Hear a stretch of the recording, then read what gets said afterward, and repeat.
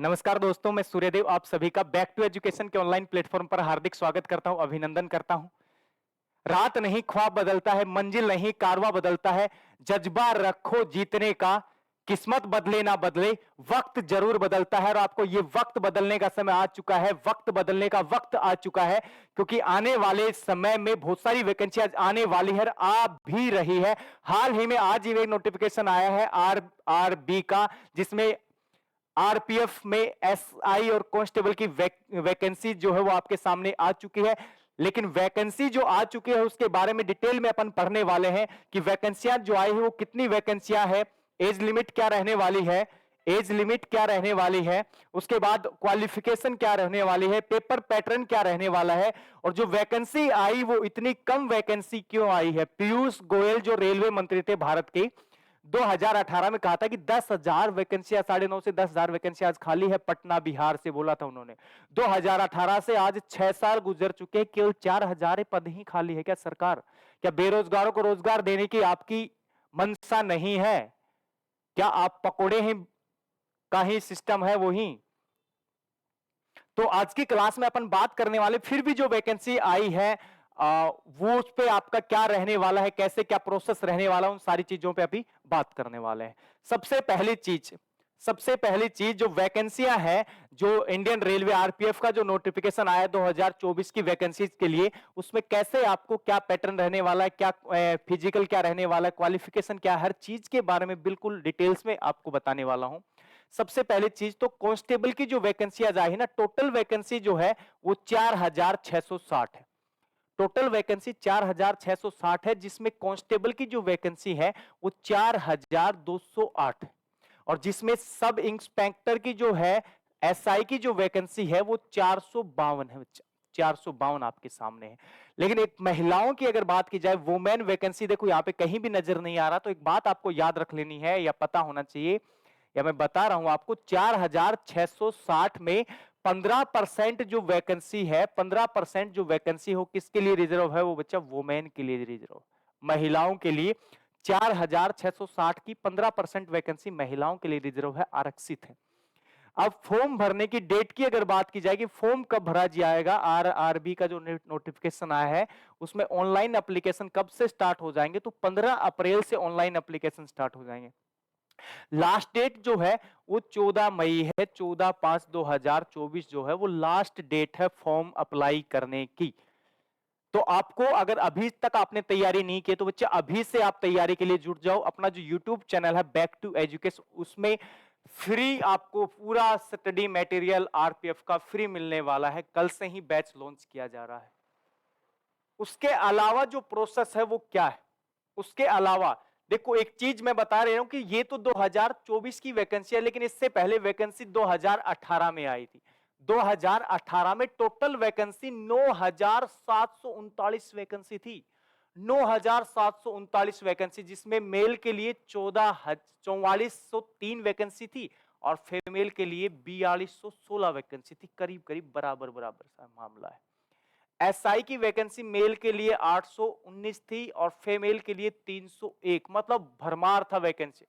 अब की बार उससे आधी वैकेंसियां आई, आधी भी नहीं, आधी वैकेंसियां भी नहीं है। 6 साल गुजर गए।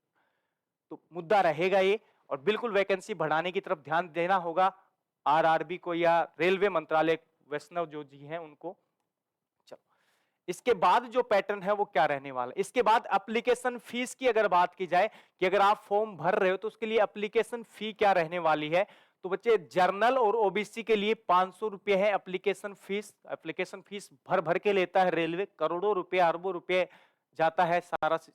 ईएसएम की बात की जाए, ex serviceman, economic backward class, SC और एसटी की बात की जाए, एससी और एसटी की बात की जाए तो 250, और फीमेल के लिए भी वही रिजर्व कैटेगरी वाला ही चार्ज है 250 रुपए फीमेल के लिए। एससी एसटी और एक्स सर्विस मैन के लिए 250 रुपए है। जर्नल और ओबीसी के लिए यहां पे कितने रुपए हैं, 500 रुपए आपको पे करना पड़ेगा। अब थोड़ा सा फिजिकल मेजरमेंट टेस्ट, ये पीएसटी और पीएमटी के बारे में जान लेते हैं। देखो आरपीएफ कांस्टेबल की बात की जाए तो कांस्टेबल में आपके लिए फिजिकल क्राइटेरिया क्या रहने वाला है, फिजिकल की जो सीमा है या फिजिकल मेजरमेंट है वो क्या रहने वाला है। सबसे पहली चीज मेल की अगर बात की जाए, मेल की अगर बात की जाए तो हाइट की बात करें अपन, तो हाइट मेल जनरल और ओबीसी के लिए बराबर बिल्कुल 165 सेंटीमीटर की हाइट होनी चाहिए। एससी और एसटी के लिए थोड़ा सा रिजर्वेशन यहां पे आरक्षण है, वो 160। उसके बाद फीमेल की बात की जाए तो फीमेल में जर्नल जो है वो 157 सेंटीमीटर और रिजर्व कैटेगरी के लिए एससी एसटी के लिए है 152 सेंटीमीटर। और उसके बाद क्वालिफिकेशन की अगर बात की जाए तो कांस्टेबल के लिए क्वालिफिकेशन जो है वो 10th पास है या इसके इक्विवेलेंट जो है वो चीजें होनी चाहिए। उसके बाद फिजिकल में ही रनिंग की अगर बात की जाए कि रनिंग कितनी होने वाली है, तो कांस्टेबल के लिए रनिंग जो होने वाली है वो मेल के लिए जो क्राइटेरिया है वो कितना है, वो है 1600 मीटर। मेल के लिए क्राइटेरिया 1600 मीटर है और उसके लिए टाइम आपको कितना मिलेगा, 6.25 मिनट, 5 मिनट और 45 सेकंड आपको मिलने वाले हैं। ये किसके लिए है, ये मेल के लिए। उसके बाद फीमेल के कांस्टेबल की बात की जाए तो 800 मीटर आपको दौड़ना पड़ेगा बच्चे, और उसके लिए 3 मिनट और 40 सेकंड का समय आपको मिलने वाला है। 3 मिनट 40 सेकंड मतलब फिजिकल सही है।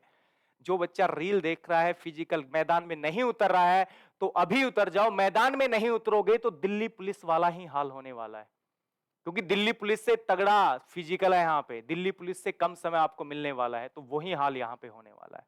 ये फीमेल का क्राइटेरिया है। अब एज की बात की जाए कि कांस्टेबल के लिए आपका एज क्राइटेरिया कितना है, तो कांस्टेबल के लिए मिनिमम एज है 18 और मैक्सिमम एज है 28 साल। क्योंकि इस साल जो एज रिलैक्सेशन दिया गया है सभी के लिए, एज रिलैक्सेशन दिया गया है वो 3 साल दिया गया है। आपको 3 साल जितनी भी आपकी रिलैक्सेशन जो एज है ओबीसी में, जैसे 25 प्लस 3 और प्लस 3 उससे एक्स्ट्रा चीजें हो जाएंगी, मतलब 3 साल का रिलैक्सेशन मिला सभी में, 3-3 साल ऐड कर दोगे आप। 25 प्लस 3 ये जर्नल के लिए है, ओबीसी में 28 प्लस 3 31 साल हो जाएगा। एससी की बात की जाए तो 5 साल और ऐड इसमें हो जाएगा। चलो, किसी भी बच्चे का कोई भी डाउट हो आप कमेंट में पूछ सकते हो। अब लॉन्ग जंप की बात की जाए कि लंबी जो कूद है वो कितनी है, तो मेल के लिए 14 फीट है और फीमेल के लिए 9 फीट है, 9 फीट है, 9 फीट और 14 फीट। हाई जंप की बात की जाए तो हाई जंप कितना है, मेल के लिए 4 फीट है और फीमेल के लिए यहां पे कितना है, 3 फीट। अब आते हैं सब इंस्पेक्टर की, सब इंस्पेक्टर में क्या पैटर्न रहने वाला है। फिजिकल की बात की जाए तो सब इंस्पेक्टर में सबसे पहले हाइट की बात की जाए कि कितनी आपकी हाइट होनी चाहिए, तो सेम वही पैटर्न है। जर्नल और ओबीसी के लिए 165, एससी और एसटी के लिए 160, सेम वही। जर्नल में 157 महिलाओं के लिए, फीमेल के लिए, और मेल के लिए ये वाला चीज। अब रनिंग की अगर बात की जाए कि रनिंग कितनी, तो रनिंग वही 1600 मीटर, 1600 मीटर है इसमें, लेकिन इसमें टाइम आपको ज्यादा मिलने वाला है क्योंकि एसआई के लिए, तो इसमें आपको 6.5 मिनट मिलने वाले मेल के लिए। मेल 1600 मीटर 6.5 मिनट में, और फीमेल की बात की जाए तो 800 मीटर आपको दौड़ना है केवल और केवल 4 मिनट के अंदर, ये फीमेल के लिए। लॉन्ग जंप और हाई जंप आप देख लेना, स्क्रीन पे आपके सामने है। 12 फीट मेल के लिए है और 3 फीट 9 इंच जो है वो मेल के लिए, फीमेल के लिए। ठीक है, तो ये सारी चीजें आपको देख लेनी।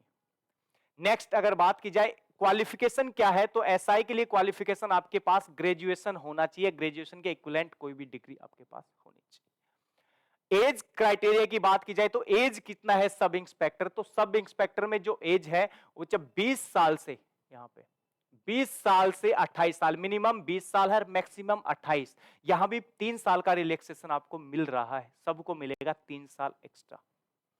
चलो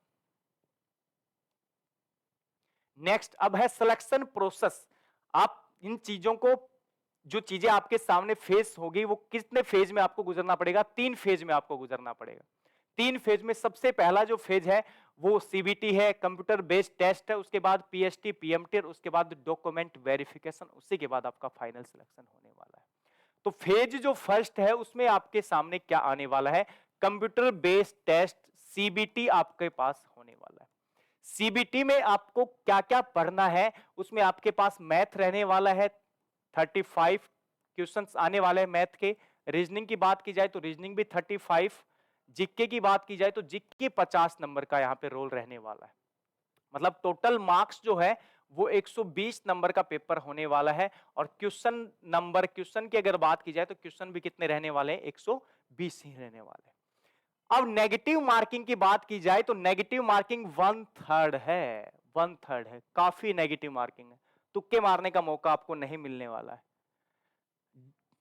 एग्जाम ड्यूरेशन की बात की जाए तो आपको 90 मिनट मिलने वाले हैं, 120 क्वेश्चन 90 मिनट में आपको अटेम्प्ट करने पड़ेंगे, 1 घंटा 30 मिनट आपको समय मिलने वाला है।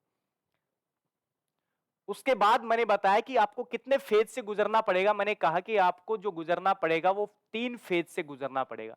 फेज फर्स्ट मैंने बताया कि फेज फर्स्ट में क्या है, आपके पास सीबीटी है, कंप्यूटर बेस्ड टेस्ट है, एक टेस्ट होगा आपका कंप्यूटर बेस्ड। फेज सेकंड जो है उसमें आपको क्या मिलने वाला है, फेज सेकंड की अगर बात की जाए तो फेज सेकंड में आपको होने वाला है पीएमटी, आपका होने वाला है फिजिकल मेजरमेंट टेस्ट, आपका होने वाला है फिजिकल मेजरमेंट टेस्ट होने वाला है, और फिजिकल इफिशियंसी टेस्ट आपका होने वाला है। दोनों, पहले फिजिकल इफिशियंसी टेस्ट होगा पहले नंबर पे, और दूसरे नंबर पे होने वाला है पीएमटी। अब तीसरा जो फेज है उसमें क्या होगा, फेज थर्ड में आपको क्या मिलने वाला है, तो ये सब होने के बाद आपका होगा डीवी, डॉक्यूमेंट वेरिफिकेशन होगा। डॉक्यूमेंट वेरिफिकेशन के बाद फिर मेरिट लिस्ट लगेगी, उसमें आपका फाइनल सिलेक्शन होने वाला है। तो यहां तक किसी भी व्यक्ति को, कोई भी छोटे भाई बहन को, किसी को कोई भी दिक्कत हो तो कमेंट बॉक्स में आपको बताना है। यहां तक ये जानकारी आपको कैसी लगी तो इसको साझा भी करना है, चैनल को सब्सक्राइब भी कर लेना है, लाइक और शेयर भी कर देना साथ साथ। और अन्य अगर जानकारी चाहिए तो अपना टेलीग्राम ग्रुप है बैक टू एजुकेशन के नाम से, वहां आप जुड़ सकते हो हमसे। और आरपीएफ का एक बिल्कुल फ्री बैच आपके लिए आने वाला है। जय हिंद, जय भारत।